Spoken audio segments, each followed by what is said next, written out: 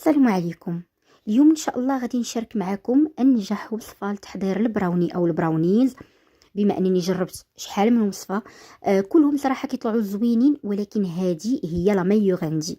يعني وصفه اللي هي مضبوطه، كتجي فيها داك المذاق الاصلي ديال البراوني، البنين، مذاق الشوكولا، وواحد التعليكه فيها روعه، يعني معلكه من داكشي الرفيع من الداخل، رطيبه وكتذوب في الفم، وما كتحسوش بها ثقيله في الماكله ديالها، خفيفه ومعلكه في نفس الوقت. المهم غادي تعجبكم ان شاء الله الا تبعتوا معايا غير المقادير وطريقه التحضير والنصائح اللي غادي نعطيكم. في المقادير اول حاجه غنحتاج 150 غرام من السكر سنيده، غنحتاج 3 ديال البيضات، وشوكولا غيش، شوكولا نوار نوعيه جيده. هنا باش نكونوا متفقين من الاول، ما غاديش نخدموا بالسيتر شوكولاتي او البديل ديال الشوكولاته، هذاك الشيء ديال كالا وداك 5 سور 5 وداك الشيء ما كيعطي حتى شي مذاق. حتى الكاطو ديالكم ما كيجيش معلك كيف بغينا، والمذاق راه سمحوا لي ما كيجيش فيه المذاق ديال الشوكولا. غنخدموا بشوكولا غيش، على الاقل تكون فيه واحد 55% كاكاو، او لا على الاقل واحد 50%، يعني باش ما كان شوكولا فيه نسبه الكاكاو طالعه وفيه بيغ كاكاو، كيجينا الكاطو ديالنا بنين وكيجي زوين وكيجي حتى مويلو من داكشي الرفيع. بالنسبه لي انا خدمت بهذا. كي قلت لكم اي ماركه عندكم، اي نوع عندكم، المهم يكون شوكولا غيش، اللي هو شوكولا حقيقي، يكون فيه على الاقل 55%. غنحتاج 250 غرام من الشوكولا، هذا اللي فيه 55%. كنتو غتخدموا بديال 70%، تقدروا ديروا غير 200 غرام كافياكم. تقدروا تاخذوا هذا اللي كيتباع هكا فيه 100 غرام وتاخذوا منه زوج، ولكن هذا كيطلع غالي شويه اولا ما كيطلعش اقتصادي. بالنسبه لي الا شريتيه بالعبار عند الناس اللي كيبيعوا مستلزمات الحلويات كيتقام رخيص، اولا تاخذوا باكيه بحال هكا وكتبقاو كتخدموا بها، حتى هي كتطلع اقتصاديه. بالنسبه كي قلت لكم تقدروا تخدموا باي نوع، اي ماركه، اي يعني ماشي بالضروره شي مارك معينه، انا ما كنديرش الاشاره لشي مارك، انا هذا اللي عندي في الدار راني صورته لكم. غنحتاج الزبده. بالنسبه للزبده الا كانت حيوانيه يكون افضل، الا ما كانش ممكن ديروا ديال البوطات، ولكن راه النتيجه ماشي هي. عندي 150 غرام تاع الزبده الروميه او الزبده الحيوانيه، 150 غرام ديال الدقيق الفورس الخاص بالحلويات، وعندي 30 غرام من الكاكاو. حتى الكاكاو كنخدم بكاكاو اللي يكون نوعيه جيده، يعني ممكن تخدموا بالكاكاو اللي كيكون في الساشيات مثلا، ممكن حتى هو كيكون زوين، او لا كاكاو اللي هو حقيقي ماشي داك الكاكاو الكحلي ما فيه حتى مذاق. وعندي قبيصه ديال الملحه وساشيه ديال سكر الفاني، وغنحتاج شويه ديال الكركاع في الاخير، هذا غير اختياري، كركاع ولا بيبيت شوكولا ولا نوازيت ولا لوز مهرمش. هو يعني المتداول انه كدير بالكركاع كيجي المذاق ديالها زوين مع الكركاع. وبالنسبه للخماره غندير واحد راس معلقه ديال الخماره. ما كنكثروش الخماره في البراوني، اولا ما كنديروهاش كاع من الاصل، هي الاصل ديال هذا البراوني كيفاش اكتشفوها. الشاف اللي كان كيصاوب الكاطو شوكولا ولا واحد الكيك وشوكولا نسى الخماره، وجاتو بحال هكا، جاتو هابطه وجاتو معلكه، وهذا تما فين اكتشفوا هذا البراوني.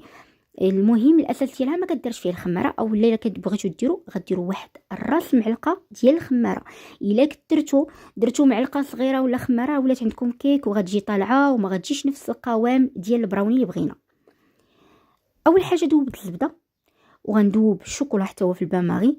انا دوبت صراحه كل واحد بوحدو، تقدروا تخلطوهم وديروهم في الميكرووند وتبقاو كتحركوا كل شويه، يعني تخرجوهم وتحركوا فيهم حتى كيذوب لكم. انا دوبت كل حاجه بوحدها، وغادي نرجع نخلطهم مزيان هكا باش الشكلاط كنتاكد بلي راه تخلط ليا مزيان مع الزبده وداب بلا ما يتحرق.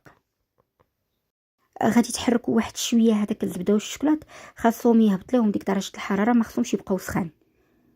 او من الاول ملي تكونوا كدوبوا فيهم بقاو كتحركوا في داكشي، ما تخليوش يغلى ولا باش هكا حتى الشكلاط ما كيتحرقش لكم. كنبقى كنحرك باش كنعاون الحاجه دغيا كدوب ليا. هنا غادي نزيد ديك القبيصه ديال الملحه، اولا تخليوها تبغوا تزيدوا الدقيق بحال بحال، ساشي تاع السكر الفاني، وغنزيد ديك 150 غرام تاع سكر سنيده. اللي بغى ينقص كميه السكر راه ممكن، اللي ما كيبغيش الحلاوه ممكن تنقصوا الكميه ديال السكر. بالنسبه لي انا هذا القياس راه مضبوط.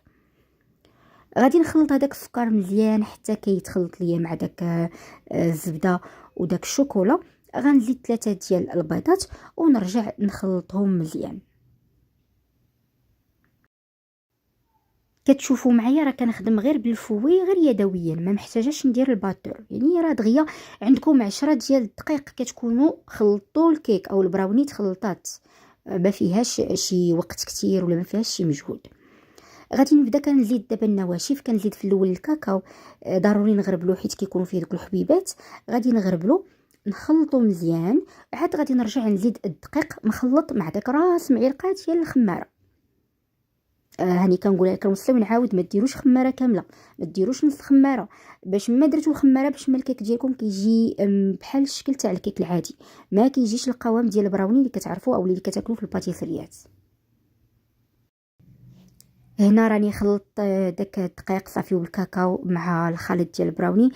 شوفوا معايا القوام ديالها كيكون ثقيل، ما كتكونش بحال الكيكه كتكون جاريه اولا خفيفه. القوام ديالها كيكون ثقيل، وباش ما خليتوها تبرد باش ما كيزيد يتقال، حيت فيها الشوكولا والزبده وما فيهاش السوائل. ملي كتخليوها غير شويه كيبان لكم زاد تقالت. هنا انا راني موجده المول، بالنسبه للمول كندير 22 على 22 او لا اي قياس مشابه. دهنته بالزبده ضروري، ودرت ليه البابي كويسون هكا مزيان وزيرته حيت عندي هذا المول اللي كيتحل. درت الخليط ديال البراوني وكنحاول نسرح ليه الوجه ديالو مزيان. ناخذ واحد الموس ولا شي حاجه هكا رقيقه ونبدا ندير هاد الحركه هذه باش كنقادو، باش كيجيني كله قياس واحد، ما كتجينيش بلاصه عاليه وبلاصه هابطه.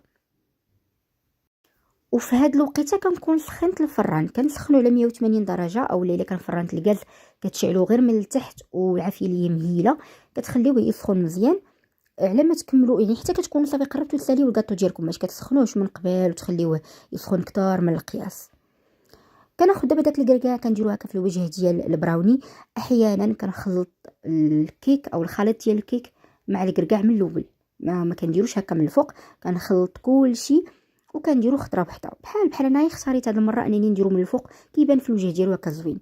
وغادي ندخل دابا الكاطو ديالي الفران كيكون راه سخن، واحد 5 دقائق و 10 دقائق قبل. كندخلو كي قلت لكم درجه حراره متوسطه، كنشعل غير من التحت، كيبقى ليا تقريبا كياخذ واحد 25 دقيقه، ما كيفوتاش 25 دقيقه. تيكون هو هذاك. غير هو ملي كنجي نطفي الفران ما كنخرجش البراوني، كنطفي الفران وكنخليه لداخل واحد تقريبا واحد 5 دقائق. نقدر نخليه واحد 5 ديال الدقائق وانا طافيه الفران، عاد نخرجو باش ما كيهبطش ليا فجاه ولا ما كيهبطش ليا خطره واحده. وكيف كتشوفوا البراوني ها هي هنا راه طابت، خليتها حتى بردات تماما. نقدر نغطيها بالفيلم اليمونتير من بعد ما تبرد وندخلها للثلاجه حتى الغد اللي عاد نقطعها، ماشي مشكل. يعني المهم باش ما بردات، باش ما كتعلق اكثر، باش ما كتجي زوينه. تجيو تحيدوا المول، ضروري دوزوا شي موس هكا في الجنيبات باش كتاكدوا باللي راه الكيك ديالكم كله مقلع من الجناب. وصافي غادي نقطعوا دابا قطع صغيره ولا كبيره، نتوما لكم الاختيار. حاجه اخرى تاني، تقدروا هاد البراوني تصوبوها وما طيبوهاش في نفس النهار، ممكن تخليوها حتى الغد وطيبوها، كيوقع لها حتى شي حاجه، غير كتغطيوها مزيان بالفيلم اليمونتير وتتخليوها.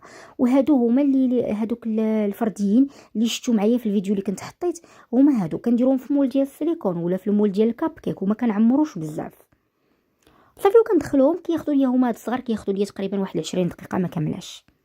شوفوا معايا ما شاء الله كيف كتجي، غادي يبان لكم بانها راه معلكه من الداخل، راه كتجي معلكه ولكن ما كتجيناش بحال كناكلوا شي حاجه مدقسه، كتجي معلكه وخفيفه في نفس الوقت، بحال كناكل واحد تعليكه فيها خفيفه بزاف، كتذوب في الفم.